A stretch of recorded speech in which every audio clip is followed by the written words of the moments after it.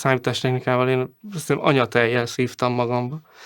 De tényleg, mert az édesanyám hát akkor Áfornak hívták, most egy másik nagy, ma is létező cég, az Áforba dolgozott, mint operátor. Ez azt jelenti, hogy akkor még nagyon nagy szalagos számítógépek voltak, és hát az operátor azokat működtették, tehát a szalagokat cserélgették, lyukkártyákat programozták, és hát sokszor éjszakai 3 műszakban is dolgozott, hát be kellett vele mennem, tehát én is ott futkostam a gépek között, nem tudom, hogy ezt lehetett, de hát én ott voltam, és ezek nagyon tetszettek, ezek a hatalmas monstrumok. Ez mondom, ez 2-3 éves, ahogy már egy kisgyerek tud menni. Én ott totyorogtam, és egyébként érdekes, de onnan van az első Commodore 64 is, tehát úgy került haza, hogy egy hétvégére, ez már később volt, 1985-ben körülbelül, egy hétvégére, azt sem tudom, hogy lehetette volna, de hazahoztak onnan egy Commodore 64-et, ugye lemezettséggel együtt. Tehát gyakorlatilag 85-ben találkoztam a Commodore 64-el előtte. ZX81 volt otthon, hasonló körülmények között. A nevelőapám a Beagba dolgozott, és 84-ben onnan hozott szintén hétvégére haza egy ZX81-et. De hát jó, hát akkor, hány éves voltam? 9 évesen. Ez egy ilyen kis fekete-fehér 1 kilobájtos masina volt. Ráadásul magnoszalagról kellett volna ugye a szoftvereket, programokat betölteni, tehát az Istennek nem akarta. Úgyhogy be kellett pötyögni az egy-két kezdetleges dolgot. Az annyira nem volt hű, de nagy dolog, de azért már ott felcsillant, azt mondom, hogy úristen, ilyen van. Szerintem ennek hatására lett az, hogy egy év múlva, ahhoz képest egy ZX81, Commodore 64, az brutális erőrelépés volt. Tehát 85-ben egy ilyen állami cégtől lopott, kicsencselt, vagy nem is tudom. Ugye hétfőn vissza lett vive, hogy ugye ne hiányozzon a dolog, de hát mi az a hétvégén ott játszottunk, és hát saját gépre sokáig nem is volt esély, mert ezek akkor, hát ha jól rémlik, ha jól emlékszek, ezek akkor olyan drágák voltak, hogy az alapgép is ilyen 50-60 ezer forint, akkor hozzá a lemezettség körülbelül ugyanannyi, csak az alapgép egy éves kereset volt egy embernek. Tehát most egy 2 éves, egész éves kereset, azt nem tudta azért úgy akkor letenni, legalábbis az én szüleim nem tudták prezentálni, hogy sokáig nem volt saját gépem. Voltak olyan ismerőseink, ilyen családismerőse, barátok, akikből hát például Németországban dolgozott. Hát ilyen szobafestő, stb. Úgy, mint mondjuk mostanában szoktak az emberek, de már akkor Németországban dolgozott egy ember, egy család nagyon jó barátja, és ők nekik, mivel ott dolgozott, volt is pénzük ezekre a dolgokra, és látva, hogy mi ez, ugye, mert tudták már, hogy miről van szó, ő vett ott magának egyet azért, hogy aztán elhozza ide Magyarország, és itt eladja. És akkor 1-2 darab ilyen fekete gazdaságnak is nevezhetjük. 1-2 darab így szintén kikötött ott nálunk hétvégén, de saját C64-em az 87-be lett, 87 vége táján, és akkor onnantól kezdve már minden nap ezzel loptam. Tényleg mondhatni, hogy egész nap az iskola rovására, és ment a dolog. Sokszor úgy keltem fel, hogy így begyógyult szemekkel, mert ugye éjjel 2-nél előbb nem sikerült lefeküdni. De akkor még csak a játék ment, tehát nem igazán tevékenykedtem aktívan, csak játszottam, de hát ugye kell egy ilyen időszak is. Tehát 87-ig csak játszottam, és akkor 87-ben már kezdett felhagyni ez a játékos sztori, igen, ez a lényeg. Tehát amikor megkaptam az első saját gépemet, utána már azért nem csak játékokkal foglalkoztam, hanem mondjuk van kötődése a játékokhoz, annak, hogy én elkezdtem a számítógépen saját programokat írogatni, és érdekes ez, talán ezzel a demos sztorival összefügg, hogy ugye azokon a játékokon, amiket mi így kihoztunk a gyárból, meg kaptam, meg ettől, meg attól szerváltam, mindegyiken ott volt egy ilyen kis intro, hogy ugye ez kitörte meg azt a játékot, kiimportálta, kihozta, és akkor azért azokban milyen jó zene van, meg milyen jól néz ki, meg stb. És ott, esküszöm, hogy ott kezdtem el én is ezen gondolkozni, hogy úristen, nekem is kéne ilyet csinálni, de hát hogy kell, nem tudom, hogy kell. És meg ugye egyáltalán mi az, hogy kilistázok egy programot, és akkor az egyetlen egy sor csak. Ugye amikor a Basicből bemegy ebbe a gépi kódú dologba a számítógép, és hát ezt nagyon nem tudtam, hogy működik. Itt az én nevelőapámnak köszönhetően, aki egyébként villamosmérnök volt a Beagban, ő hebrákolt otthon, ugye tudott ilyen kis nyákokat csinálni, ilyen cartridge-szerűséget, amiben már volt monitor, és akkor lehetett reszetelni a 60-ért, nem kellett mindig kibekapcsolgatni, úristen, milyen nagy előrelépés. Na ez lehetett ilyen 88 körül, és akkor már bele tudtam nézni, hogy most akkor tényleg az egy sor, az mitől zenél, meg miért olyan szép, és akkor, na hát akkor meg kell gépi kód, Jézusom, milyen nehéz az. Mert egyébként, tehát addig én ilyen basic programokat írogattam, meg ugye voltak ezek a Commodore 64-es könyvek, Commodore 64 1-2, ezekben voltak mind ilyen pársoros kis programok, azokat én ugye annó gyerekként mind bepötyögtem, és úristen, milyen jó működik, és mit tudom én, a boci tarkát ezzel éri, vagy valami ilyesmi. Tehát ugye ezen már akkor túlléptem. és akkor gyakorlatilag igen, egy ilyen otthon készített cartridge segített abban, hogy most úristen, mi az a gépi kód. És persze akkor sem, tehát akkor is csak nézegettem, hogy ez mi ez a sok betű meg szám, nem igazán tudtam, hogy miről van szó, de hát ugye a gyerek hamar tanul, kiloptam ugye mit tudom én, a zenét belőle, a scrollert, ugye azt a szöveget, ami ment, és akkor írták, hogy kit üdvözölnek, meg akik a barátaik, ugye aki feltörte a játékot, hát nem tudom. Gyakorlatilag így csöppentem bele, de akkor még én senkit nem ismertem, tehát én teljesen egymagam voltam otthon, a kis taknyos kisgyerek, 10 nem tudom hány, 1-2 éves, 3 éves, és otthon programozgat saját magának. Tényleg azt, amiket én csináltam, senki nem is látta, csak magam szórakoztatására. Kitaláltam magamnak valami álnevet, már nem is emlékszem, és akkor de jó, csináljunk programokat. Aztán, amikor ez így még komolyabbra fordult, az a középiskolával kezdődött, mert ott találkoztam olyan hasonló őrültekkel, mint én, és érdekes volt, hogy ők is körülbelül ugyanezen a szinten mozogtak, mint én, tehát már tudták, hogy mi az, hogy gépi kód, nem a basic-kel voltak elfoglalva, meg tudták mi az, hogy mit tudom én, mondjuk egy demo mit jelent, ez volt 89-ben, nekik is voltak demóik, nekem is voltak demóim, és akkor így, hát akkor csoportosuljunk már össze, csináljunk már egy közös csoport, és akkor onnantól kezdve nem én az egyedüli akárki voltam, hanem most már voltunk 2-en, 3-an, menjünk együtt a csokiba, ugye, és mindenkinek most már talán köztudott, hogy ugye ott talán az volt az egyik indulópontja ennek a dolognak. Péntekenként ugye nem mehettek ugye a kis macskajancsik, én úgy emlékszem, ez mondom, 30 éve volt, tehát lehet, hogy valamire nem tökéletesen emlékszem, de pénteken, ha jól emlékszem, péntek délutánonként, oda csak a nagymenők, meg valami klubtagok, vagy nem tudom, ott talán valami klubtagság kellett ahhoz, hogy oda mehessél, nem mehettél oda csak úgy. Viszont szombaton egész nap reggeltől délutánig behetett bárki. És akkor én is, még én egyedül is voltam, még mielőtt megismertem volna bárkit, én még egyedül is voltam ott. de csak a szombati, a pénteki oda sem mertem menni, sőt, talán nem is tudtam, később tudtam meg, hogy te hülye vagy, szombaton jársz, hát a menők pénteken kell menni.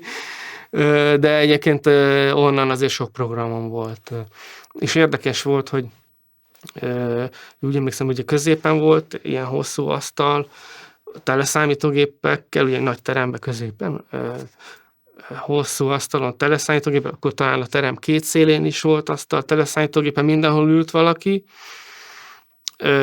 és valami mindegyik, nem monitoron, mert mindegyik kis tévén ment mindig valami. És akkor ami tetszett, meg úristen, a játékok akkor már úgy az nem, már valami jó demót láttam, az valahogy jobban akkor már kinőttem ebből a játékos sztoriból, az 13 évesen már kinőttem a játék. És akkor megkértem, hogy te ezt le tudnád nekem másolni, és érdekes, szó nélkül nagyon készségesen mindenki lemásolt bármit. Jó, hát nem volt az, hogy most rákaszkodtam volna valakire, hogy fél órán keresztül nyaggatom, de odaadtam a kis lemezemet, te ezt fölvennéd, és fölvette, és akkor amit tetszett, azt így összeszedtem. De mondjuk ez még mindig kevés volt ahhoz, hogy az én saját alkotásaim bárki is kíváncsi legyen, mert ezt mind megtartottam magamnak. Amúgy egészen addig ez így zajlott, amíg jó pár ember össze nem jött körülöttem, és akkor együtt csináljunk valamit, és azt az együtt csinált valamit azért valakinek már meg kéne mutatni, mert ez így nem menő, hogy csak mi látjuk, és mi szórakozunk vele. Ez 1989 körül lehetett ez, amikor így összetömörültem több emberrel. Hát érdekes sztorik voltak, mert Isten igazából ezek az emberek, akikkel a számítógép miatt összejöttem, ezek egyébként aztán a mai napig tartó barátságok, és ott is eléggé össze voltunk nőve. Tehát, hogyha mi összejöttünk egy ilyen saját belső házi számítógépezés kapcsán, ami egyébként minden hétvégén volt. Tehát ebben az időszakban, tehát amikor mi ezzel a csapattal nem azt mondom megalakultunk, de mondjuk így összejöttünk, összeverbuválódtunk.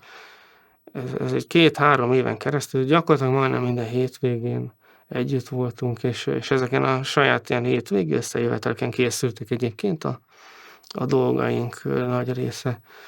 Ott mondtuk el, hogy te figyelj, ez nem tetszik, csináld már máshogy, ez nem jó, ez a zene, ez nem így. Ott szerencsénk volt, nagyon szerencsés helyzetben voltunk, mert ugye említettem, hogy a közös suliba járt az egyik fele a társaságnak, és szerencsénk volt, hogy az egyik osztálytársunknak a lakása az ott volt az iskolától, egy köpésre, tehát ha kinéztél az ablakon, akkor láttad az iskolát. Tehát sokszor olyan is volt, hogy tanítás után nem hazamentünk, hanem oda, és akkor van új stuff, hoztál új cuccot, és akkor nézzük meg, hogy mi van, mit tudtál összeszedni. Gyakorlatilag a második otthon volt. Sajnos ennek az osztálytársunknak és barátnak az édesanyja korán meghalt, és ő egyedül lakott ott, tehát adott volt a hely, hogy ne is hagyjuk őt egyedül, meg hogy mi is külön megyünk el szeparálva, úgyhogy volt egy ilyen saját csapatbázis, ami hát az táptalaja volt mindenféle jó és rossz dolgoknak, többek között nem csak a számítógépes mahinációknak, hanem tényleg az összes csíntevésnek, amit mi akkor csináltunk. Tehát kimentünk focizni, ugye ennek a említett középiskolának a kinti foci pályájára bemásztunk, akkor fociztunk is, nem csak számítógépeztünk, minden ilyen hétvégi összeröffenés azzal indult, hogy egy olyan csapattag, akinek már volt autója, mert mi még akkor azért nem is vezethettünk, ugye én voltam mondjuk első gimnazista, ő meg volt már harmadikos talán, mert talán még bukott is, volt ilyen csapattagunk. Neki már volt autója. Na úristen, egy embernek van autója, akkor ő összeszedett minket szépen, számítógépestől minden, tele volt az autó, és akkor elhozott minket ide, lepakoltuk a szállítógépeket, és rögtön elmentünk akkor még menőnek számított gyorsétterembe, ott kezdtük a hétvégét, akkor utána visszafele úton rendetlenkedtünk, mindenféle olyat, amit nem biztos, hogy kéne csinálni a gyerekeknek. Tehát jól éreztük magunkat, tehát nem csak a szállítógépről szólt, hanem hát én Fiatalság Bolondság című. De most is mosolygok még ezeket, de ez már régen volt, ez gyerekkor. A csapat az azért alakult meg elsősorban, mert azt hittük, hogy mi a látottaknál jobbat tudunk csinálni. Tehát amiket láttunk, úristen, mondjuk a külföldi, ugye vannak nagy nevek, még ma is aktívak talán a külföldi csoportok munkáin mindig ámultunk, és azt mindenféleképpen utol szerettük volna írni, zenében, grafikában, kódban, mindenben. A magyar alkotásokkal viszont annyira nem voltunk megelégedve, és azt mondtuk, hogy mi ennél tudunk jobbat, akkor miért ne csináljunk? Hogy sokszor rivalizáltunk, és megmondom őszintén, lehet, hogy alaptalanul le is szóltunk egy-két vetélytársunkat, vagy versenytársunkat, inkább nem vetélytársunkat. Igazából nem mondanám, hogy vetélkedtünk volna velük, de vagy nem hittük azt, hogy mi velük vetélkedünk. Volt egy bizonyos fajta beképzeltségünk is egyébként, mert már úgy indítottuk el a program, ugye a többiek programját, hogy na, mi ez akármi, és ha véletlenül láttunk benne egy-két jó dolgot, akkor arra az volt a válasz, hogy de hát ez biztos, hogy mi tudnánk jobban. Tehát mi azt hittük, hogy mi jobbak vagyunk, vagy jobbak tudunk lenni, és akkor de tényleg meg is csináltuk, akkor csináljuk meg jobban. Én egyébként a saját magam szórakoztatására is, tehát én nagyon sok olyan programot csináltam, amit én nem szántam másoknak. Kezdődtek ezek a zeneszerkesztős hülyeségek. Én sok ilyen zene, én nem tudom, valami miatt érdekeltek a zene, az, hogy hangja van ennek a számítógépnek. És az első ilyen program is talán, amit kimásoltam ugyanúgy egy ilyen Commodore-os könyvből, Basic program, és elindítottam, és talán hamis volt, vagy valami. Mi ez? Hát ez nem jó. Én írtam be rosszul, valami, nem? És 88-szor ellenőriztem, és nem, és rosszul volt benne a könyvben. És mondom, hát én ezt tudom jobban, és akkor majd én csinálok. És akkor csináltam. Hát nem mondom, hogy nem, és én szerintem sosem alkottam kiemelkedő dolgokat.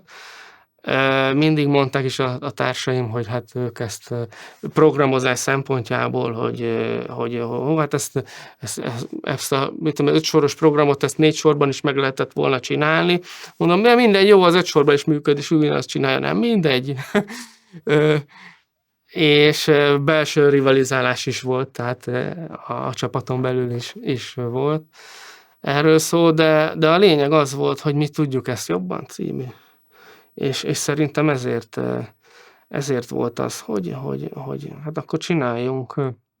És sokszor csináltunk olyan programokat, amiknek nem volt, hát nem azt mondom, hogy nem létjogosultsága, mert az volt, például karácsony volt, akkor adjunk ki egy ilyen karácsonyi demót, az mit tud egy karácsonyi demó? Gyakorlatilag semmi nincs benne. Volt benne karácsonyi zene, mint ajándék a barátoknak, tehát az olyan csapatoknak, akik így szimpatizáltak velük, és fordítva, a grafikusok készítettek logót, és akkor az bele volt téve abba a karácsonyi demóba, és akkor hát ha akarjátok, akkor vegyétek ki belőle, és használjátok cím.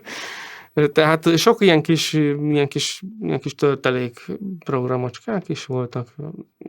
Ezek Isten igazából nem is, tehát ilyen, hogy demo versenyen, vagy partin, vagy ilyenek nem is lettek bemutatva, csak mondjuk itt rá lett másolva a lemezre, ugye, amit erre a célra szakosodott emberek, tehát a terjesztésre szakosodott emberek küldözgettek szét, mert egyébként kellett anyagot csinálni, volt egy ilyen aspektus a dolognak, mert hogyha nem csinálsz, akkor eltűnsz, nem emlékszik rád már senki. Meg hát ha nem tevékenykedsz, akkor mi értelme az egésznek? De gyakorlatilag a versenyszer, te lehet, hogy versenyszellem. Mi ezt meg tudjuk csinálni jobban, és akkor csináljuk meg jobban. De mindig a legjobb produkció volt a példa, és a legjobbat kellett volna megugranunk, és akkor ha kicsit alá is sikerült, akkor sem volt azért olyan rossz a végeredmény, de valahogy így jött ez az egész demózás hülyeség. Hát most hülyeségnek mondom, de nem az volt, mert gyakorlatilag mai napig programozok, és amiket ott tanultam meg, azokat a mai napig használom. Ahhoz, hogy mondjuk játék krekkeléssel, illetve játék importálással foglalkoztunk volna, nem volt megfelelő külföldi kapcsolatunk. Tehát itt az olyan csapatok voltak eredményesek, akiknek nagyon sok külföldi kontaktja volt. És ugye rögtön be tudták hozni azokat a játékokat, amik a legfrissebb dolgok. Hát ugye itt ebben a keleti szekcióban nagyon nem jelent meg játék, ugye minden nyugatról jött. Ott már a megjelenés másnapján ugye ezek a crackerek gyakorlatilag rá tudták tenni a kezüket. Itt mi csak hát élveztük az ő munkáikat. Tehát gyakorlatilag a játék krekkelés az volt egyébként pár krekkelt játék, de ez mind poén volt. Tehát, hogy meg tudjuk csinálni, vagy tudunk krekkelni. Volt, amit mi már címekre nem emlékszek, de nem sok, tehát egy kezemmel meg tudom számolni. Ránk ez azért nem volt jellemző, mert azok az emberek, akik terjesztették a mi cuccunk, azok csak ezzel a demós vonallal foglalkoztak. Már akkor mi kinőttünk a játékból, tehát ez a 89-től 90, Isten, igazából hát lehet, hogy meg fognak kövezni engem. Olyan nagyon jó játékok már talán nem is voltak. Most ugye a 64-ről beszélek, tehát azok a játékok, amiken én is felnőttem, ez a 85-67, max 1988-ig bezárólag, és itt tényleg csak a nagy cracker nevek intrói láthatóak ezeken a játékok. Tehát mi kimaradtunk ebből a crackelős dologból. Tehát ugye nem, akkor talán már egy-két embernek volt telefonos, tehát modemes lehetőség, és hát ilyenekről mi még nem mutattunk. Tehát szó se volt róla. Hát sajnos jellemző volt a közegre, hogy nem mindenki állt szóba, mi sem egyébként, tehát ezt elmondhatom, hogy eléggé beképzeltek voltunk, de ugyanúgy velünk is, tehát most neveket nem mondanék, mert szerintem ez mindenkire jellemző volt. Mindenkire jellemző volt, hogy 2 méterrel a föld felett járt egyébként, azért, mert, vagy azért, mert nekik voltak a legjobb anyagaik, a legforróbb, legújabb cuccaik, vagy azért, mert ők nagyon jó dolgot tudtak csinálni, szépen rajzoltak, jó zenét, jó demót csináltak, jellemző volt. Tehát nem tudom, hogy szép dolog, de egyébként így utólag megmosolyogtató, de sajnos jellemző volt az, hogy hát mi nem állunk veletek szóba, esetleg kifigurázzunk titeket, esetleg csúnya dolgokat mondunk rólatok. Volt ilyen, hogy ugye valamilyen demót írtunk, ugye ez egy ilyen hétvégi összeröffenés alkalmából. Mindig ezeken a hétvégi partikon, ilyen saját partikon lettek összerakva a demók. Tehát ha esetleg valaki hétközben is dolgozott otthon, az ő feladatával, akkor azt hétvégén bedobta a közösbe, ugye megmutatta, elfogadtuk, vagy jó, vagy nem jó. Ha jó, akkor na rakjuk össze. És például ilyenkor lettek a scroll szövegek is kitöltve. Ugye a scroll szöveg, megy a szöveg a demóba, és akkor vagy üdvözölsz valakit, vagy elküldesz a búzsba, vagy tényleg bármit lehetett beleírni végül is, akárki akármit írt. És ha mondjuk én készítettem valami kis demo részletecskét, akkor én otthon beleírtam valami bla szöveget, és az hétvégén ki lett cserélve a véglegesre. És akkor volt ilyen, hogy benne maradt olyan részlet, amit nem szándékoztunk, hogy benne maradjon. Persze nem mutatta, tehát a programban, amikor már lefut a program, nem volt látható, de a memóriában még benne volt. És ezt mondjuk az ellenlábasunk, én nem tudom, miért nézegette a memóriát, tényleg. Véletlenül is szemétként benne maradt valami olyan szöveg, amit neki szántunk, és nem volt éppen ránézve hízeg például. Tehát mi rivalizáltunk, nem csak a teljesítményünkben szerettünk volna rivalizálni, hanem tényleg emberileg is. Tehát kicikiztük, hogyha mondjuk találkoztunk személyesen, akkor a háta mögött összesugtunk, hogy nézd már, ennek milyen pulóvere van, stb. Elég gyerekes dolgok is történtek, de csapatok között én szerintem hatalmas rivalizálás volt. Tehát tényleg voltak olyan csapatok, akik mondjuk nem álltak szóba mással, de ez a pénteki csokis sztori szerintem ilyen volt, hogy pénteken nem mehetett akárki. Én nem tudom, hogy már hogy tehettem be a lábam pénteki csokis. De a végén már valahogy befogadtak, és akkor már mehettem pénteken. De egyébként a csoki után még volt rengeteg ilyen. Én emlékszem, a Spenótnak hívták, talán volt egy olyan, hogy Spenót, Tököli úton, akkor a BKV, az Ősvezértéren van az a BKV, vagy volt, nem tudom most ki élet, hogy még az most is BKV, ilyen nagy BKV, ilyen toronyház, ott is sokáig volt ilyen, de az már, ekkor már nem igazán a játékokkal ment a csencselés, hanem ezekkel a demókkal. Ott már volt Amiga is, talán PC is, nem tudom. A vége felé, tehát így 92-93 én már csak úgy szórakozni jártam el. A banda, meg a társaság miatt, meg bevallom, akkor én már nem nagyon tevékenykedtem aktívan, tehát az én aktív éveim száma nem túl sok, egy 3 maximum. A péntek és a szombati csoki teljesen más volt szerintem. A pénteki az inkább a demos színről szól, a szombati pedig a játékcsencselésről, meg a köznépi felhasználásról. Tehát az apuka elment, és akkor a fiának másolt, hozott új játékot otthonra. A pénteki az pedig inkább ez a zártabb. Ugye azért nem is lehetett oda menni, csak klubtagsági, vagy valami nekem sosem volt. Tehát én nem fizettem ezért, mert játékokért sem fizettem soha. Tehát ebben végül is ez volt a jó, hogy ezek nem kerültek pénzbe, se a demo, se a játék, ez mind ingyen volt. Amikor a csokiba már így megjelentek a vége felé az, hogy pénzért adunk, mit tudom én, egy egész lemezt, egy válogatást, az már ugye én nekem személy szerint már annyira nem tetszett, sosem vettem semmit pénzért. Bár lehet, hogy ez a mai fejjel, ugye ez nem helyes, de hát most egy 12-3 éves gyerek, ez miből vegyen? Hát, annak nem volt pénze, úgyhogy a szombati az inkább, ha jól emlékszem, így 30 év távlatában az a nagy közönség volt, tehát a játékmásolgatások, és a pénteki ez az zártabb, a demós sztori, hogy na most akkor ki a jobb, meg nézd, én ezt csináltam, meg stb. Ott azért már vegyült az Amiga is bőven a 64-es, sőt fele talán már. Ott én leesett állva néztem, hogy úristen, mit tud ez az Amiga, de hát valami miatt érdekesen maradtam a 64-esnél.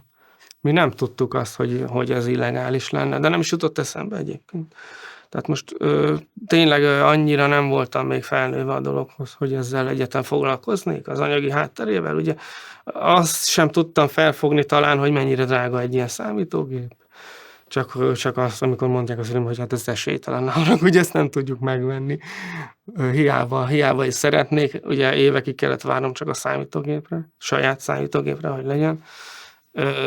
Eszem ágában nem jutott, hogy ez a program, ez pénzért van. Vagy ezért fizetni is kéne. Nem tudtam. Úgyhogy ebből nem merült fel bennem az, hogy ez illegális lenne. tényleg. És pont ezért is néztem ferde szemmel azokra, akik mondjuk, mit tudom én, adtak egy lemezt. Nem kis pénzért, tehát nem voltak ezek drágák, de mégis. De ilyen Petőfi csarnokos bolhapiacokon is pénzért, ilyen helyen én sose vettem semmit, meg nem. Azért, mert megtudtam, hát megkértem, hogy te ne arra lemásolnál, és szó nélkül lemásolták, de nem. Ugye ott is ilyen magánemberek. Mondjuk aki vette a fáradtságot, és oda becipelte ugye a számítógépét, a tévéstől, mindenestől, az azért már, hogy valamilyen szinten komolyan gondolta, mert én csak üres lemezekkel mentem a csokiba, tehát nem vettem részt aktívan az anyagok terjesztésében. De nem is tudtam volna. Tehát az a kevés kis programos, ami nekem volt, és én ezt tudtam gyűjtögetni, az nem volt egy olyan nagy bázis, hogy arra építeni lehetett volna. De hát ott voltak emberek, akiknek meg volt mindenük, a legújabb, ez meg az, meg amaz. Ahhoz, hogy később a saját anyagainkat terjesszük, ahhoz pedig ugye ezekre a swapperekre volt szükség, de hát az egy külön, nem azt mondom, hogy állatfaj, mert nem, de az egy külön tevékenysége, és legalább ugyanolyan bonyolult szerintem. Én például nem tudtam volna csinálni, tehát kapcsolatot tartani akár több száz emberrel is olyan szinten, hogy hetente feladni a postán 100 darab lemezt külföldre, hát az anyagilag sem volt egyszerű, de hát mondjuk ugye megvoltak itt a trükkök, hogy ezt ők hogy tudják véghez vinni. Sokszor, mint segítő, én is ott voltam azért, amikor mondjuk hétvégén arról volt szó, hogy mondjuk küldjük ki a demóinkat, vagy a új anyag készült, hát gyorsan terjeszteni kell a nagyvilágban, akkor volt olyan csapattagunk, akinek volt olyan számítógépe, ami már fel volt erre készítve, tehát nem tudom hány kilobájtos memóriabővítő, a lemezettség az nem soros porton, hanem párhuzamos porton kapcsolódott a számítógéphez, tehát gyakorlatilag csak be kellett olvasni az egy oldalnyi anyagot, a lemezanyagot, és akkor berakni a drive-ba a lemezt, megnyomni a space-t, és akkor az pár tényleg nagyon gyorsan felírta rá. Még lehet olyan is, hogy nem is egy drive volt, hanem 2, vagy nem. És akkor 2 lemezt írt egyszerre. Egy este alatt nem tudom hány 100 lemezre ráírtuk a cuccot, beborítékolni, 1 forintos bélyeggel, nagyon-nagyon fontos, hogy 1 forintban lehet, hogy valamelyikre már 2 darab 1 forintos ragasztottunk, hogy ne lógjon ki a lóláb, hogy azért látszódjon, hogy van azon bélyeg is, és akkor a nyugati postára vittük, és akkor ott beszórtuk, ott az ügyféltérbe ki volt téve postára. Ugye nem az ablakon, mert hogy ez egyből kilógott van, nem jó, 1 forintért nem küldjük el Franciaországba, vagy mit tudom én hol. De érdekes, a ömlesztve meg gondolom, én nem nézték, mert mindig. De hát ezekről majd gondolom vannak a profik, akik mesélnek, mert nagyon sok ilyen trükk volt, hogy lehet a kapcsolatot tartani egy ilyen 10 akárhány éves gyereknek, viszonylag olcsón a félvilággal, nem úgy, mint most, hogy most fölmegyünk a netre és letöltjük. Hát ez ilyen nem volt, nem el kellett küldeni. És akkor ugyanígy jött is neki is. Ugyanúgy, hogy ő küldött, neki is küldtek, és bizony több 100 emberrel is kapcsolatba állt, így az egyik legjobb ilyen swapperünk. Az első nagyobb megademo, lehet mondani, ezt ugye a megademo, azt hiszem az, amikor egy egész lemezen rajta, tehát egy egész lemeznyi demóról van szó, tehát több dolog is van, nem csak egy ilyen, tudom én, egy grafika. Tehát az első nagyobb ilyen demónk szerintem nem volt megtervezve, de onnantól kezdve viszont mindegyik, nagyon-nagyon mindegyik. Hát ez a Justin Case, vagy mi volt a neve az első meg a demónknak, a nagyobbnak, ha nem, akkor már jó megvernek a többiek, hogy nem emlékszek. A második az a Just in Time, ott már azt hiszem Egerbe volt valamilyen parti, amire azt vittük, tehát az viszont tervezve volt, és ami utána jött az volna, ami viszont soha nem lett kész, ez a Justin Blue, az még jobban meg volt tervezve. Ott például olyan is volt, hogy egyenpólónk volt, Justin Blue lett volna ennek a demónak a neve, és mindenki kapott kék pólót, ráírva a demo címét, és hogy majd ebben kell megjelenni a partin mindenkinek, és akkor majd ugye beadjuk a demo. Hát ez mind elkészült, el is ment a csapat nagy része a partira, nem mindenki, például én nem, és a demo se készült el azóta se. Ez már 93 volt. Akkor így érdekes, akkor már így mi kezdtük elveszíteni az érdeklődést, mert hát minden fontosabb volt, tudod, a csajok, az autók, akkor már kezdett egy picit uncsi lenni a számítógép, a nagybetűs élet kinyílt előttünk, hogy nem tudom miért, legalábbis én a 93-tól már. Érdekes, egyébként úgy nagyon jó eső érzés visszanézni, meg arra is, hogy ma is mennyien dolgoznak ezekkel a számítógépekkel. Voltam most 2 éve, vagy 1 éve voltam, nagyon-nagyon-nagyon hosszú kihagyás után a Rock Partin, és nagyon jól éreztem magam. Bár csak több időt tudnék szállni erre a hobbira, és akkor valamivel tényleg aktívan részese lenni. Tehát simán most is bevállalnám azt, hogy mondjuk legalább egy zenét egy ilyen partira megcsinálnék, de az elején nem. De az elején csak az alkotni vágyás volt bennünk, de onnantól kezdve viszont tényleg, itt erre a partira csináljuk meg a demót, és adjuk ki. Valamelyik, talán ez a Just in Time, ez meg is nyert ott valamilyen, amelyikre beneveztük, talán meg is nyerte. De hát én is többet voltam a partin körül, mint egyébként a partin, akkor talán jó idő lehetett, kiszöktünk, ott volt valami strand, beszöktünk úszni, meg hát mindenféle hülyeséget csináltunk. A demót oda meg már készen vittük, tehát nem az volt, hogy még ott kellett reszelgetni, vagy valami ilyesmi. Tehát ott már mi lazák lehetünk. Meg akkor már a túlságos magabiztonság, meg a fejünkbe szállt beképzeltség, hogy mi már csak oda mentünk, neztek, itt van. De azért jól esett, hogy voltak olyan, ott voltam végig, amikor voltunk, tapsoltak, és én is néztem. Az jó, hogy megszeppen egy kicsit az ember, hogy megtapsolják, amit csinál.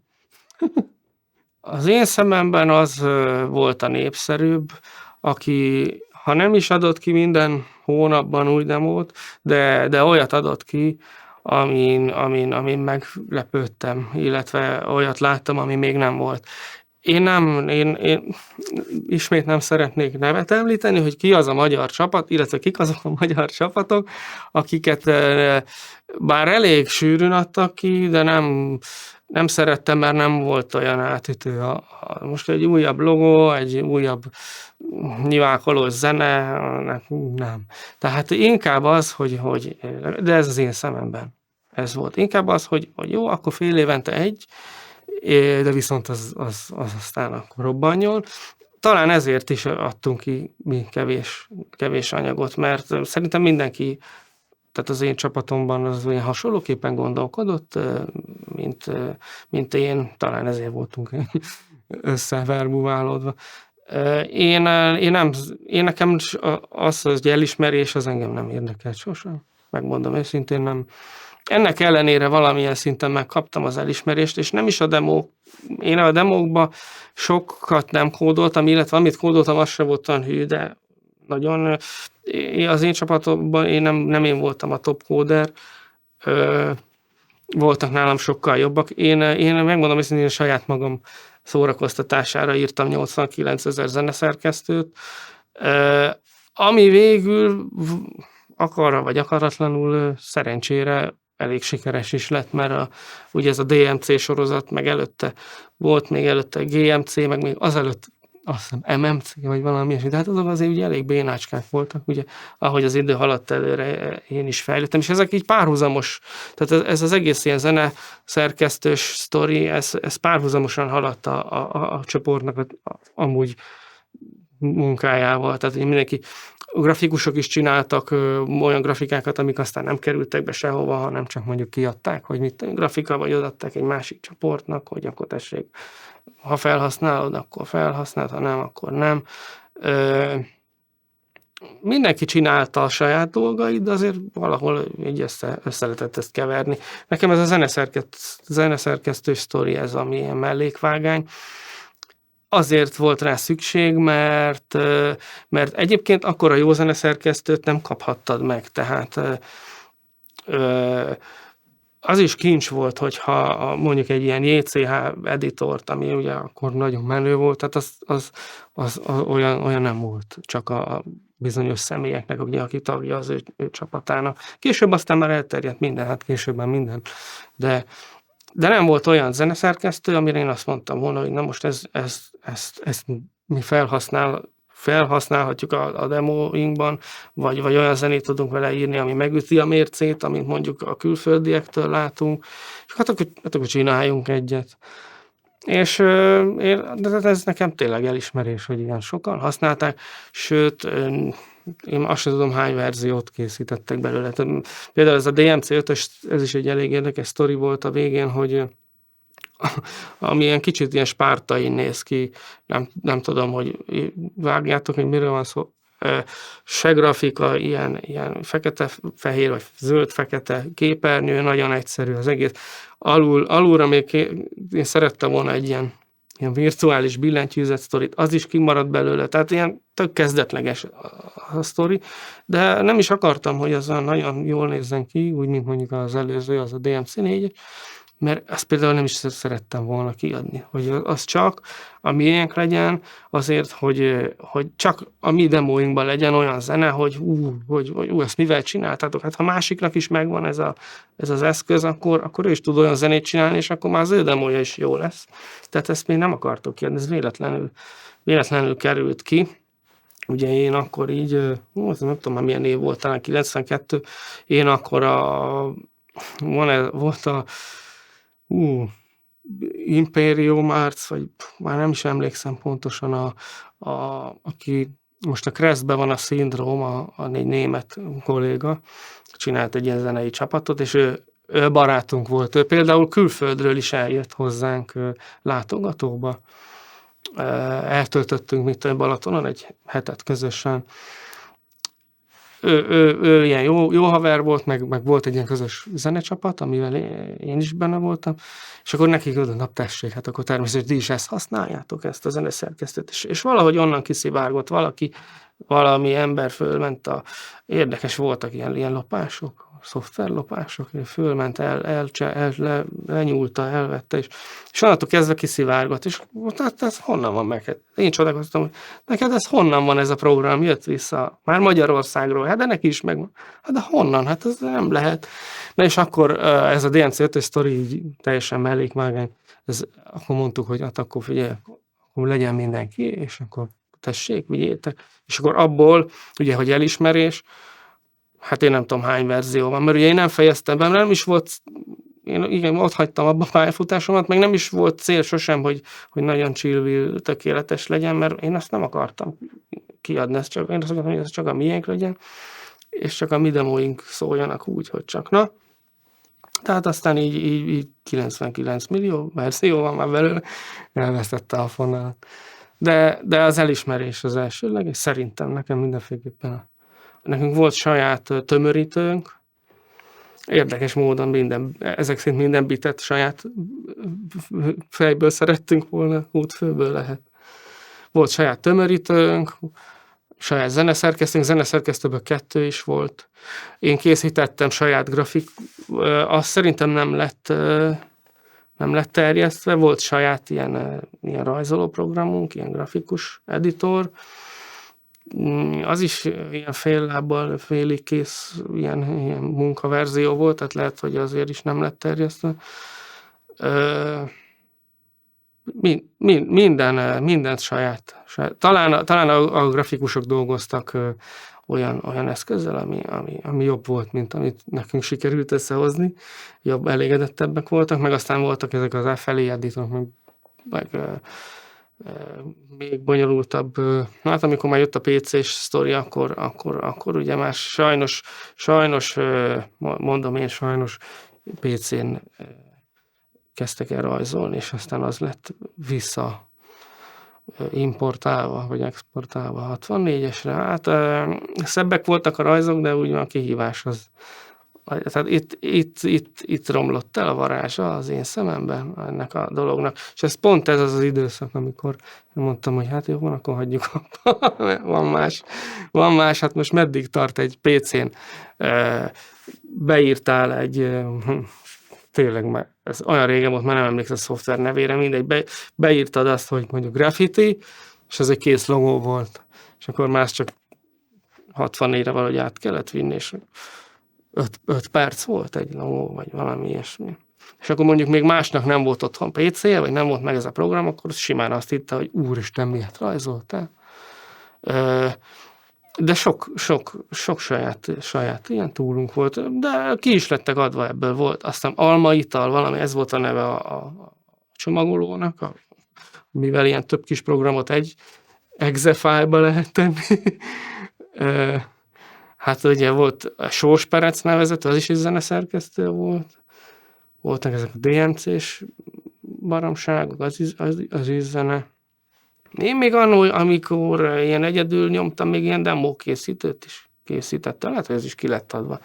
Voltak ilyen intrókészítő, meg demókészítő, hogy egy bizonyos sémára te kiválasztottad, milyen háttérszín legyen, te 8 zenéből egyet kiválasztottál, te írtad be a scroll szöveget, talán a logót is le lehetett cserélni, de hát ez használhatatlan hülyeségek voltak, de sok ilyen túl volt, mert ugye ezek alapozták meg egyébként, tehát nem tudtál zeneszerkesztő nélkül, nem tudtál zenét csinálni, ugye ilyen tömörítő nélkül nem tudtad összefűzni a programot, mert ugye egy ilyen program 800 részből áll, zenéből, grafikából, a karakterkészletből, kódból, mit tudom én, ebből, abból, amabból. Ja, emlékszem, még volt ilyen NoteMaker is, azt is mondjuk túlnak, ugye NoteMaker, hogy ugye nem papírra írja az ember 89-szer, adja a terjesztő, a szepper az üzenetét, hogy nézd, mi van, Jóska Pista, hanem egy fájlba volt olyan, és az a Tomcat NoteMaker. Azért Tomcat, mert nekem az volt a nevem, amikor még egyedül volt, hogy Tomcat. És érdekes, azt is aztán így utólag, ilyen 10 sok év múlva láttam, hogy valamilyen NoteMaker valaki csinált, és akkor odaírta, hogy a Tomcat NoteMaker alapján, és az lett az ilyen alap NoteMaker, amit aztán még, hát ha valaki ilyet csinál, még lehet, hogy ma is használja. Nem tudom. Úgyhogy nekem inkább ez számított, hogy az én dolgaimat használják. Tehát ez elismerés végül is, de ez így jól eső dolgok ezek. A tudást, én szerintem mindenki autodidakta módon sajátított be, mert az iskolában ilyen mélységében nem tanították ezt a dolgot. Most nem szeretném azt mondani, hogy többet tudtam, mint az ottani számítástechnika tanár, de bizonyos dolgokból igen.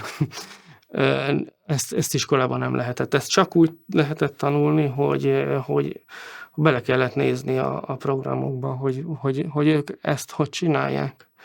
Tehát ilyen mai néven ilyen reverse engineering volt az egész. Tehát muszáj volt megnézni, mert azt, hogy mit tudom én, hogy raksz egy 8x8-as karakterbe több szint, hogy préselsz bele, mint amit mondjuk a hardware is támogat, vagy tud. Azt szerintem még azok se tudták, hogy kell csinálni a gépet. Megalkották annak idején, csak mert valaki rájött valamilyen hiba folytán, hogy ez lehet, és ezt, tehát visszafejt. Én rengeteget kutakodtam más programokban, más programjaiban. Az első zenéket, mint kiloptam, de úgy értem, hogy kiloptam, hogy nem magát az egész zene lejátszót, meg magát a zenét, hanem a zenei adatokat. Tehát én nem tudtam zenét írni, most se tudok szerintem. A hangjegyeket, tehát, hogy mi legyen a dallam, azt is loptam, és akkor ahhoz én írtam egy saját zene lejátszót, ami vagy jobb volt, vagy rosszabb volt, mint az eredeti, de hát így. Tehát sok-sok gyakorlás, megnézni, hogy a többiek hozzá, de hát ez nem. Most amik voltak könyvek, ugye a Commodore 64-es programozásához, azok hát végül is leírták azt, hogy most ez a regiszter mit tud, meg mit csinál, de az édes kevés volt ahhoz, hogy te mondjuk egy demót, egy ütős demót összehozzál. Úgyhogy csak a saját eszedet kellett használni, és megnézni, hogy mások mit csinálnak, mert csak így lehetett előre haladni. Az iskolába erről semmit nem tudjuk. Például a számítástechnika szakkör, számítástechnika óra, az gyakorlatilag arról szólt, hogy mutogassunk szép programokat, meg játszunk jó játékokkal, amit mondjuk mi vittünk be. És nem arról, hogy a tanárnéni mondja, hogy 10 sprint, mit tudom én, inverszív, és akkor... Úgyhogy ez csak autodidakta módon lehetett akkor. Hát szerintem a legjobb dolgokat most is. Szerintem.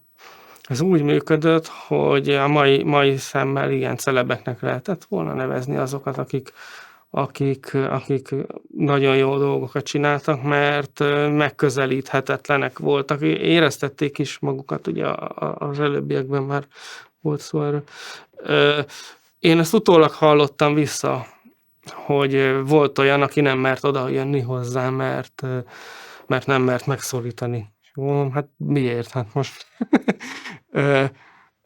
én is ugyanolyan halandó ember vagyok, mert hogy ő az XY, mármint hogy én vagyok az XY, hát és akkor mi van? De egyébként éreztettük is ezt mi is, másokkal úgyhogy mondhatni, hogy voltak celebek, simán, volt saját nyelvezetünk, de azt megértette a másik, tehát ugye ezeket én megmondom őszintén, hogy általános iskolában nem tanultam angolul, csak orosz-németet, középiskolában kezdtem angolul tanulni, de én a számítástechnikával, meg ezzel az egész sztorival előbb találkoztam, mint hogy én angolul tudtam volna.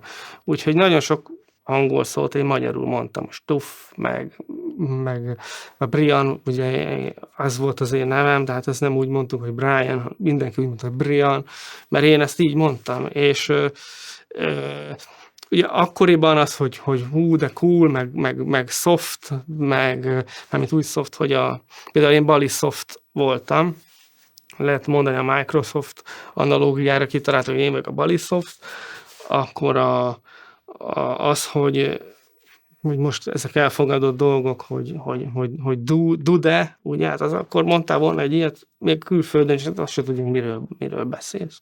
Tehát és ezek mondjuk már szerintem beolvadtak elég jól a mostani ilyen slangbe, de rengeteg ilyen szó volt, ami ebből a számítógépes történetből jött, mint mondhatni a szubkultúrát, meg alapozó dolgok, úgyhogy volt rendesen beképzelés magunk által. Beképzeltek voltunk, meg mások is, ne aggódjál. Egyébként mi utáltuk is, tehát nagyon sok mindenkit utáltunk. Akkor én azt hittem, hogy valami csiliárdos, ugye mi zenéltünk a számítógéppel, akkor volt olyan, hogy kiadtunk olyan lemezt, amin csak zene volt, azt hiszem volt, nem is egy. Én akkor azt hittem, hogy valami külföldön valami nagy befutott együttes, vagy zenész leszek, és csiliárdos, stb. Tehát én azt hittem tényleg, hogy innen ki lehet ezzel szakadni. Bíztunk benne, el is tettünk is lépéseket aztán ez irányba, amikből gyakorlatilag végül nem lett semmi, senki részéről, de ez egy nagy ugródeszka volt számunkra, vagy lehetett volna számunkra, ami végül nem lett, de sok információ, sok Hát az egész jelenlegi pályafutásomat szerintem ez megalapozza, mert én a mai napig gyakorlatilag alacsony szintű programozási nyelveken, mint a 64-en kellett programozók, úgyhogy megalapozta a pályafutás. Az, hogy ki tudtunk volna szakadni innen, az nem jött össze. Lehet, hogy a önhibából kifolyólag, vagy aztán a végére már nem volt igényem erre a dologra, de az, hogy külföldiek egyébként szóba állnak velünk, az nagyon nagy dolog volt. Én a JCH-nak is küldtem levelet, talán a saját kis gagyi, akkor még elég ilyen kezdetleges zeneszerkesztőmet is elküldtem, és válaszolt, küldött vissza válasz, lemezt ők is mindig adtak ki rendszeresen ilyen válogatás lemezeket, amin az ő zenék vannak. Úristen, visszaküldött, megírt pár sort, hát ez hatalmas, nagy, legalábbis számomra, már ezért megérte, de végül is aztán maradtunk itt ebbe a kis valóságunkba, de tényleg elképzelhető volt az, hogy akármi is lehet belőlünk, aztán nem lett. De nem baj, nem én. Ezt vérkomolyan vettünk, ez véresen komolyan volt. Most már utólag én nevetek az egészen, de ez akkor halálosan komoly volt, tényleg. Amikor elmentünk egy partira, akkor egy ilyen kis szűk területen koncentrálódtunk, mármint ott a partin belül, megint ebből az elitizmusból. Mi nem, én azzal az XY-nal éreztettük, legalábbis én biztos, hogy hát tényleg még 2 lépéssel a föld felett, biztos azért is nem mert oda jönni az XY, aki egyébként később belépett a csapatba, tehát csapattag lett, úgyhogy azért mi szóba álltunk másokkal is, de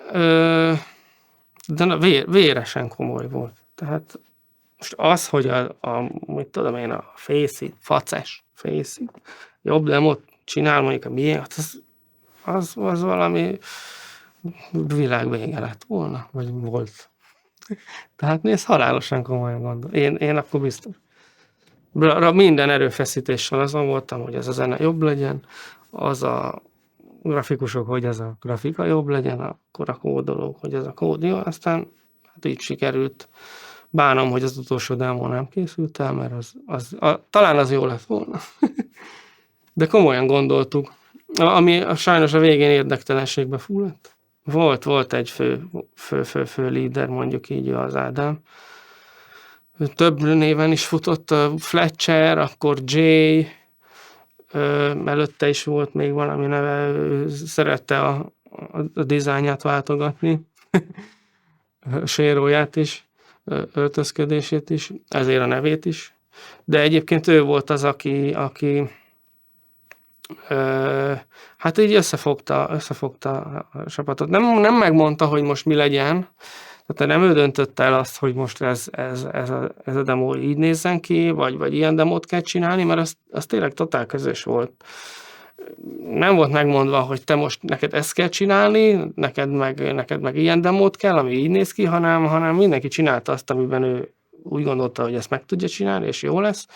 De mégis ő szervezte össze a csapatot, tehát mondjuk ő ez a hát ami is nem valósult meg, de például ezt a egyenpólót, egyenfelirattal is ő menedzselte, ő gyártatta. Ő mondta, hogy most akkor figyelj, itt lesz ez a parti, menjünk már el közösen, mindenki legyen ott. Ő szervezte mondjuk hát volt nekünk ilyen próbálkozásunk, ilyen lemezmagazin, vagy már nem tudom, hogy hívják, ilyen diszkmag, vagy volt erre is, tehát kísérletünk, próbálkozásunk. Például ő hozta be tagnak X-et, Y-t, sok ilyen szervezési feladatot levett a vállunkról, vagy nem is az, hogy levett, hanem egyáltalán kitalálta. Tehát az ő fejéből kipattant, hogy most mit tudom én, csináljunk, vele csináltam a krekkeket például. Tehát nagyon sok értelme nem volt, de mi jól eltöltöttük az időt. Terveztünk mi saját partit rendezni, hogy rendezünk partit. Nem valósult meg. Nála is az ő lakásukban is rengeteg összejövetel volt. Éjszakákban nyúló, éjszakákon át ívelő. De megvolt mindenkinek a feladata a csoportban. Megvolt mindenkinek a feladata, és volt. Ő például tényleg ő is kódolt egy-két dolgot, de meg írt zenét is, de nagyobb része volt abban, hogy összefogja a társaságot. Még talán vannak VHS-en egyébként ilyen felvételek. Akkor már talán volt valamelyik gazdag csapattagnak VHS-e. És van egy-két ilyen 30 éves felvétel rólunk, ahogy ott nyomjuk a szállítógépeket, meg fikázunk másokat. Az biztos. A híreket az ilyen összejöveteleken lehetett kapni, a másiktól te hallottad ezt, vagy képzeld ezzel ez, vagy azt, vagy az történt, voltak ilyenek is. De rengeteget olvastunk ilyen diszkmagokat. Tehát a külföldi, ugye mi nem tudtunk kimenni, sajnos tehát a külföldi partikat csak hírből ismertük, hogy milyen gigantikus rendezvények. Én személy szerint nem voltam kint egyen sem. Akkor lehet, hogy azért nem is lett volna rá esélyünk, tehát egy ilyen 12-3-4, de még tehát nem tudtuk volna megoldani, hogy mondjuk Hollandiába, vagy nem tudom, hol voltak a legnagyobb partik, kimenjünk. Úgyhogy azokat olvastuk, volt ez Sex and Crime, vagy már nem tudom, mik voltak a neve ezeknek az újságoknak. Ugye ott a toplisták volt, mindegyikben talán toplista, hogy most ki a legjobb zenész, meg melyik a legjobb demo csapat, meg milyen demójuk van. Ezeket onnan. A magyar történéseket pedig ezekről az összejövetelekről, ugye talán a csoki akkor már megszűnt, amikor meg nem is, tehát ez a játék belecsencselés, ez már akkor minket nem érdekelt, engem főleg nem, hanem az ilyen klub összejövetelek. Talán minden szerdán volt az a Spenót nevezetű a Tököli úton, és minden pénteken a BKV székház, nem székház, hanem ilyen, az Őrsvezet téren ilyen BKV torony tetején. Ott is rendetlenkedtünk, mert itt bementünk olyan helyekre, ahol nem lehetett volna, ami eset nem volt lezárva. Ez egyébként ezt így minden ilyen partin eljátszottuk, hogy iskolák, ugye általában a partik, az nem volt az iskola tornatermében, és akkor fölmentünk az osztálytermekbe, meg kijettük a hűtőből a kaját, meg ilyen csíntevések voltak rendszeresen, saját összejöveteleinken is, odafele menet is, visszafele, rendetlenek voltunk, de ez a klub élet, vagy hát másnak nem tudom nevezni, amikor tényleg összejöttél mindenkivel, de ott is azért megvolt a távolságtartás, tehát ott is úgy azért magunk között, hogy nézd, ott az egy hülye gyerek meg. Biztos ránk is ugyanezt mondták, tehát, és ezzel nincs semmi gond, mert hát ez így működött valamilyen szinten. Azt hitted, hogy jobb vagy a másik, közben meg nem is. A BKV klubos sztori, nem tudom, mi volt ennek a neve, de olyasmi volt, mint a pénteki csoki. Tehát ilyen, ott már ilyen demós sztori. Ugye ez már ilyen 90 1-2-3, valami ilyesmi lehet. Lehet, hogy van erről valamilyen írott, vagy esetleg még talán képi anyag is, hogy mi volt ott a BK, ki szerveztem, milyen apropóból. De nekünk jó volt, mert egyébként amúgy is közel laktunk ahhoz a Tököli úthoz is, ami az meg nem tudom, miért nevezték ezt Spenótnak, talán mert ronda zöld színe volt a háznak, ilyen romos valami, tényleg azt sem tudom, ilyen épület volt, de az is ilyen klub. De nagyon sokan voltak, tehát nem az volt, hogy ott lézengett 2-3 ember, hát tömve volt. Volt ugyanúgy büfé is, és akkor ott ihattál egy kólát, közben beszélgettél mit tudom, a másik csapat, hogy mik a terveitek, most ilyen demón dolgozunk, vagy én sem tudod, mi mondod, hogy hagyjad már hülyeség. Tehát volt magyar újság is. Például a Fölény nevezetűben még kérték is, hogy készítsek én zenét, és akkor az is megtűz, de tessék. Pedig egyébként róluk is megvolt, mert mindenkinek megvolt a véleménye, hogy milyen bénák, vagy milyen nem bénák, de azért így, hogyha jött egy felkérés, hogy legyél már önkedves, akkor örömmel, és tényleg jól esett az is. Tehát olvastunk magyar újságot, de abban szerintem olyan sok nem létezett. Mi is szerettünk volna egyet, pont az Ádám, a Fletcher, talán akkor már az volt a neve, szeretett volna egy Showtime nevezetű újságot, de nem valósult meg. Az sem. Rengeteg tervünk volt, ami nem valósult meg. Valószínűleg azért, mert közben felnőttünk, és fontosabb dolgokra, azt hittük, hogy fontosabb dolgokra kell koncentrálnunk. Iskola, ugye ez az amaz. Sajnos a magyar lemezújságokról túl sok jót nem tudok elmondani, mert eléggé részrehajló volt. Tehát, hogyha megjelentetett egy csapat egy újságot, akkor az ő barátai voltak mondjuk a top listák elején. Nem tudom, hogy a szavazás hogy zajlott.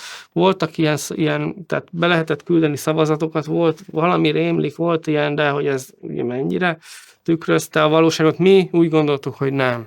Tehát azért egy csipet show-val kellett azokat fogadni, amiket olvastunk. Talán ezért is szerettük volna mi sajátot, hogy na majd elkezdeni, hogy na majd mi leírjuk a tutit, de nem lett belőle semmi, úgyhogy hát minket a toplisták érdekelte, hogy ki a legjobb, kiket tartanak, milyen demók, mik a jó demók, de voltak cikkek, talán interjúkat is készítettek egymással, meg kéne nézni, kéne olvasni egy ilyet, biztos, hogy jót mosolyognék most rajtuk már nem emlékszem, de elég sok, tehát volt tartalom benne.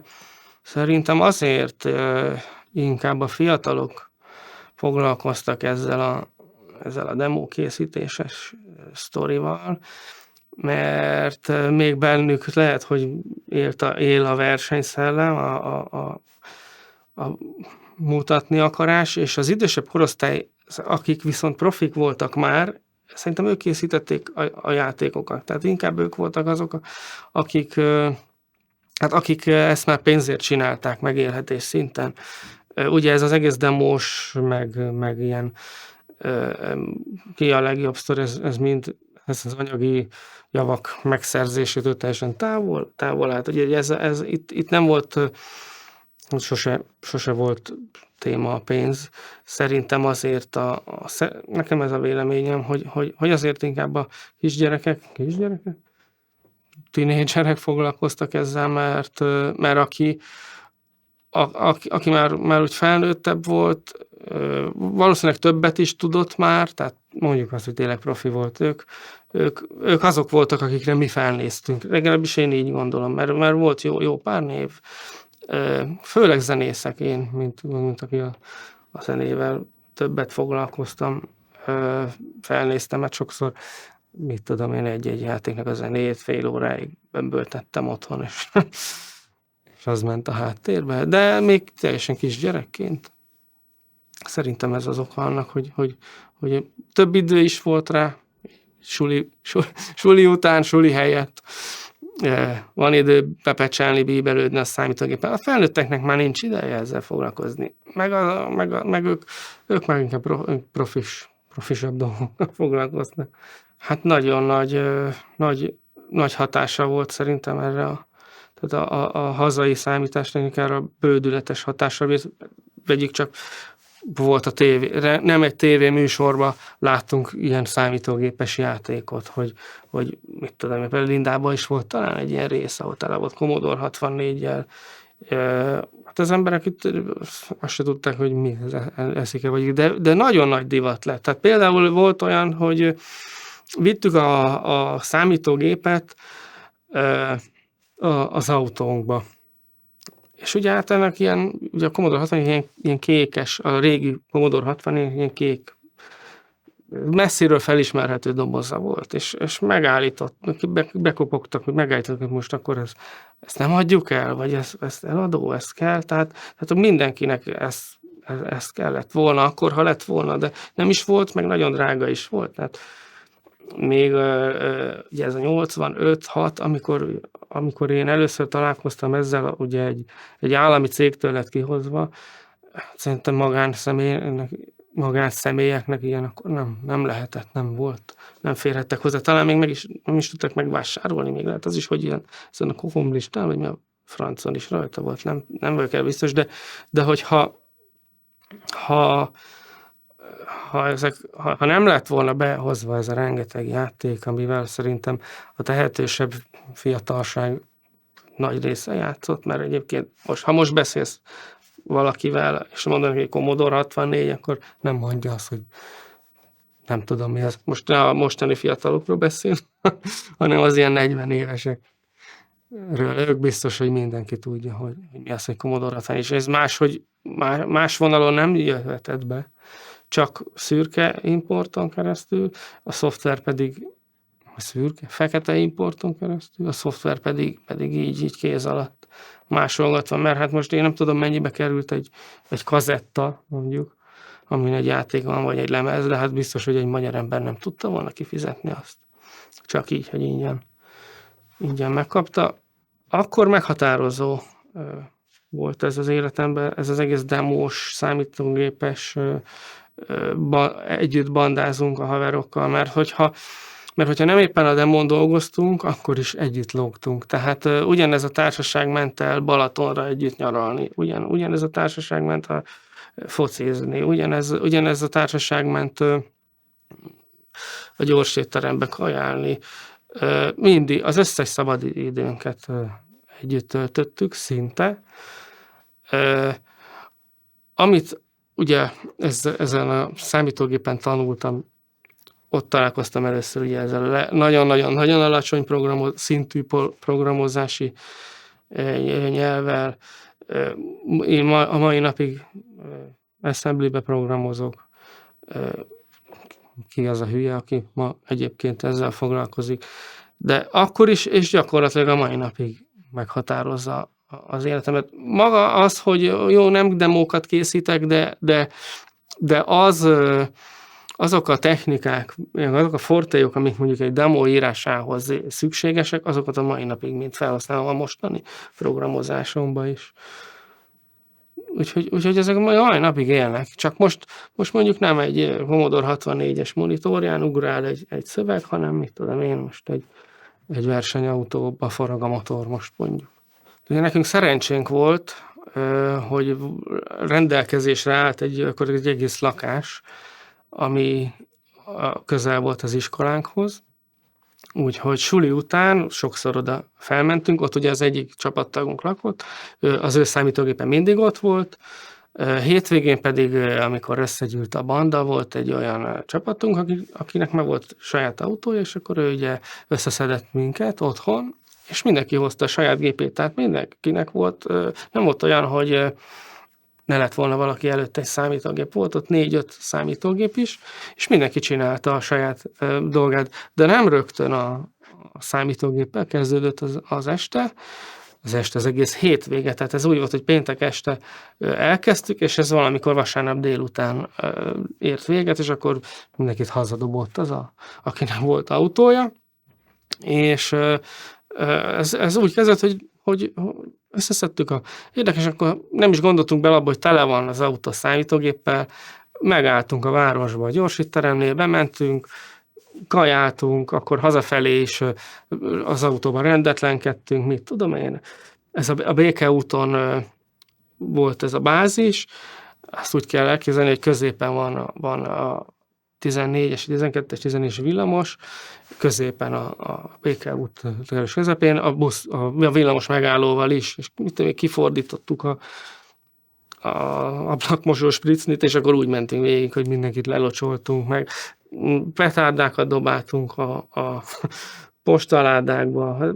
El nem tudom mondani, hogy mi minden hülyeséget csináltunk, amit ez ilyen korban szerintem normális, hogy csinálnak a hülye gyerekek.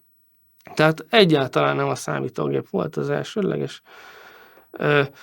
Az utána jött. Hát ülünk még ott egész nap, vagy egész este. Most miért ne szórakozzunk egy kicsit. Maga a lakás az úgy nézett ki, mint a csatatér, tehát ugye mi nem teszünk rendet, meg hát ki a mosatlan hegyek, a rohadó kaja a konyhába. szegény Laci, aki volt aki végül is volt, ez sajnálom, hogy lelaktuk a kéglit, de vittünk, hát ugye például a cigaretta az nem, italozgattunk, de csak így módjával, úgyhogy jó, nagyon jó kedvünk volt. Ha kidőlt valaki, akkor volt hely lefeküdt aludni, akkor mondom, a Swepper az másolgatta a lemezeit, volt, hogy mi csak játszottunk, például a vízball, azt nem tudom hányszor letoltuk előről a végéig. Meg ugye a programozás. Az Alma ital nevezetű, ez hogy is hívják, ez a tömörítő, az például egy ilyen hétvégén készült a nulláról. Tehát volt termékeny időszaka is ezeknek a partiknak. De sok jó dolog, meg ilyen mókázás volt. Érdekes, Pesten belül, tehát se csoki, se spenót, ugye említettem ezeket se BKV, tehát Pesten belül nem vittünk semmit. Viszont vidékre mindent. Tehát teljesen ellentmondás. Sok ellentmondásos dolgot csináltam én is, meg mindenki. Én nekem 92-ben lett jogosítványom talán. Most erősen gondolkozok, és akkor kaptam is egy ladát. Hú, az milyen menő volt. Amit aztán eladtam, mert nem tudtam tankolni, és vettem belőle egy hangkártyát a végén a PC-be. Egy AVEC 32-t. Tehát amikor már nekem is volt autóm, hát mindent vittünk. Persze. De nem tudom miért, a pesti összevetkezés semmit. Általában ott nem is voltunk sokat, csak egy óra beugrunk, mert ugorjunk be, megnézzük meg, mit művelnek ott. Meg azok nem is voltak ilyen hosszú, tehát ugye ez nem tudom mikor záróra, és mindenki menjen haza a fenébe. Ugye ezek a partik meg, mit tudom én, akár még 2 napos, hétvégig. Tehát oda azért volt értelme vinni, és akkor bepakoltunk és vittük. Persze erről is van kép is talán. Nem túl sok partira. Én 2-3 emlékezetes ilyen partira emlékszem. Egerbe, akkor voltunk Szegeden. Megérkeztünk, akkor megkérdeztük, hogy hova pakolhatunk le. Persze, ahol van le, akárhova. Akkor lepakoltunk, és érdekes, nem azt mondta, hogy megint ott bekapcsoljuk a számítógépet, hanem hát akkor menjünk el enni, vagy csináljunk valamit. És akkor kimentünk, néztünk ott egy pizzériát, vagy ilyesmi. Tehát mi ott a parti már renitenskedtünk, vagy nem rosszak voltunk egyébként.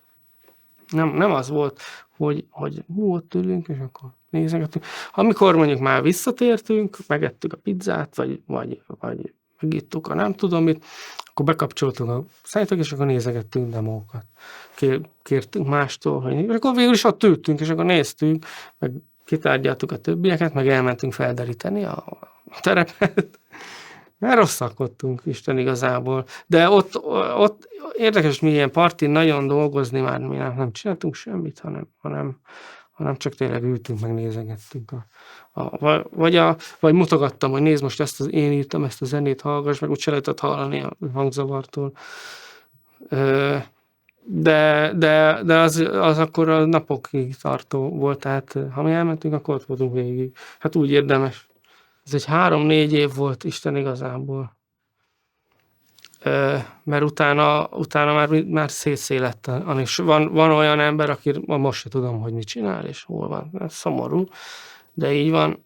Az egész bandából talán 3 emberrel tartom a kapcsolatot. Hát ugye mindenki megnősült, családja van. Erre lakik, arra lakik, amarra lakik. És tényleg van olyan ember, akiről azóta nem tudok semmit. Azóta nem tudok semmit. De érdekes történetek, mert ugye itt azért a végleges formáció az azért több ilyen csoportnak az összeolvadásából alakult ki, és igen, voltunk vagy 10-11-en is. Ez már úgy sok. Jó, hát nem nagyon, de ahhoz képest, hogy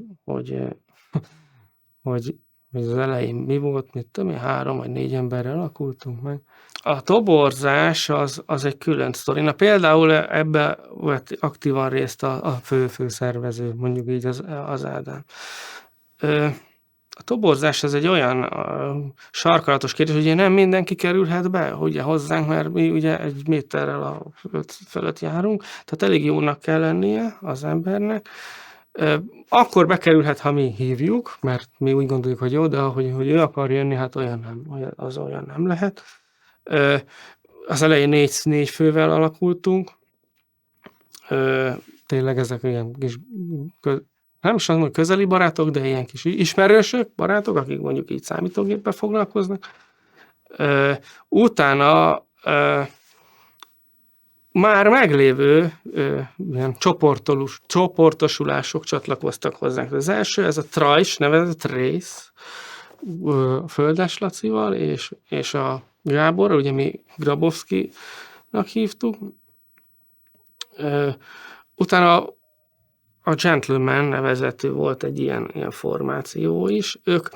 Például ők nagyon nem csináltak semmit, csak volt egy jó grafikusuk, meg volt egy jó ilyen swapperük, hogy ők a grafikus tényleg kellett nekünk, a Kanibál nevezetű. Hát ugye a stuffokat terjesztő, a swapper egyértelmű, hogy terjesztse majd a mi cuccainkat. Gyakorlatilag ilyen három csoportból olvadtunk össze. De érdekes, hogy nem a név nem az maradt, hogy Trace, vagy nem az, hogy Gentleman, hanem megmaradt a miénk, az a graffiti. Azt sem tudom honnan jött, már nem emlékszem. Volt szó egyébként, amikor a nagy egyesülés megtörtént, hogy nevet váltunk, de senki nem tudott kitalálni semmi épkézláb, vagy ennél jobban működő. Ugye a grafikusoknak nagyon fontos volt, hogy milyen betűk vannak benne, hogy lehet kanyarintani, meg milyen logót lehet csinálni. Tehát ez is szempont volt akkor, hogy ne valami, mit tudom, ilyesség legyen. És a végén meg maradt ez, hogy graffiti, de nem, tehát nagyon-nagyon sokat változott az első év, és az utolsó év a taglista az szinte teljesen volt. Talán ezek a fő alapító tagok, meg engem benne hagytak még tiszteletbe, pedig én már tényleg nem csináltam semmit. 1-2 zenémet használták fel. Voltak fake csapatok is, tehát ilyen kamu csapatok. Isten igazából szerintem azok mások kicikizésére és fikázására alakultak. Direkt ilyen béna grafikával, meg rossz zenével, csúnya képi elemekkel, mit tudom én, bugos, ilyen ricogó, ilyen mozgó rasterekkel. És ugye talán a scroll szöveg volt ott, ami igazán oda mondott esetleg valakinek valami. Igen, mások fricskázása. A mi csapatunkban is volt ilyen ember, aki tagja volt, ilyen fékről, hagy ne mondjak erről többet. Ilyen fék, de hát ezek poénok. Tehát akkor is volt humorérzéke 1-2 embernek, mint most. Az, hogy valaki lémer, szerintem azt döntötte el, hogy benne van-e a baráti körödben, vagy nem. Vagy benne van-e a csapatban, meg a holdudvarban, közel áll-e hozzád, vagy nem. Onnantól kezdve akár ha mondjuk csinált valami nagyon jót, akkor jó, de egyébként szerintem nem az volt a lémer, aki te abszolút béna volt, hanem akit te annak hittél, vagy néztél. Mindenkit lémernek. Ha mondjuk nem ismerted az XY-t, nem akarok nagynak mondani, akkor te lémer voltál, vagy nem állsz beszélő viszonyba ezzel, meg azzal, meg ő nem tudja rólad, hogy ki vagy. Tehát én nekem az a véleményem, hogy ez inkább ez a hierarchiához hozzátartozott, hogy ki a lémer, meg ki nem. Volt, nem mondok neveket, nem szeretnék most sem, utólag sem megsérteni senkit. Volt egy-két olyan ember, akit mi akár mit csinált, feje tetejére is járt, akkor is azt mondtuk, hogy hát ez egy igen, lémer, akkor mondjuk, hogy már csak azt mondanám, hogy egyet már hülye gyerek. Volt olyan, sajnos ki is nevettünk mi is egy-két figurát, de nem, figyelj, a nagy csapatokban is voltak olyan emberek, akik egyébként szerintem az ég egyet a világon nem tudtak semmit. Csak oda tartoztak. Ő már nem volt lémer, mert XYZ, ő az XYZ 50 scroll szövegben benne van a neve, 80 intróban lehetett de ha oda mentél hozzá, és megkérdeztem, hogy te írjál majd scrollert, vagy valamit írjál, mindegy, mit legyen, kék a háttér, és előtt fehér betűk. Hát lehet, hogy nem tudtam volna megcsinálni, de nem volt lémer, mert ő már, tudom én, az XY. Tehát nem feltétlenül a képességek alapján dölt el az, hogy most ki a lémer, meg ki nem, hanem az, hogy hát most ez span, vagy nem. Szerintem, legalábbis az én számomban ez így ment. Nálunk az, aki jól programozott, például a legjobb kóder is, az egyik legvisszahúzódóbb ember volt. Ő gyakorlatilag semmilyen ilyen rendezvényen nem vett részt, illetve kevés társ, tehát ez a másokkal való érintkezést ezt így kerülte. Inkább a háttérben maradt, tehát gyakorlatilag azzal, annak ellenére, hogy a csapat szempontjából egy nagyon értékes ember volt, lehet, hogy senki nem tudta róla, hogy ő kicsoda. Persze minden csapatban vannak kevésbé értékes emberek, de nem rúgjuk ki, mert mondjuk a barátunk, vagy esetleg a legértékesebb ember nem annyira jó nem annyira a barátunk, de szükség van rá. Hát persze a tizenvalahány ember nem mindig kedveli egymást, sőt, persze nem lehet éveken keresztül surlódás nélkül ennyi embert összetartani, de olyanra szerintem nem volt példa, hogy most valakit esetleg kirúgtunk volna, mert úgy gondoltuk, hogy hát ő nem kell nekünk, mert nem értékes. Tényleg mindenki a barátunk, tehát aki csapattag volt, az barát is volt, és ugye hát egy baráttal nem bánunk el így, úgyhogy még akkor is, ha nem csinál semmit, akkor maradhat. De egyébként mindenki csinált valamit. Mindenki aktívan részt vett a dolgban, mert szerette ezt a dolgot. Nagyjából annyi ember vett részt ebben egyébként, aki befért egy ilyen demo partira. Tehát sosem emlékszem olyanra, hogy pangott volna, vagy túlságosan üres lett volna, mindig tele volt. Ez hány ember lehet? Hát, összeszámolva hozzá, 50-60 emberről beszélhetünk. Most ez hány csapatra oszlott? Ugye volt olyan, ahol csak 2-3-an voltak, de szerintem lehet, hogy emlékszik, én ilyen 50-60 emberre tippelek, akivel én mondjuk egy ilyen megrendezett partin találkoztam, és ugye biztos, hogy voltak olyanok, akik csak mondjuk távolabbról szemlélték ezt a dolgot, tehát aktívan nem vettek részt ebben. Őket most ebben ugye nem számoltam bele, de nem hinném, hogy Magyarországon 50-60 embernél akkor, ez a 90-es évek legeleje, többen lettek volna. Aztán lehet, hogy téved, de szerintem ennyi volt.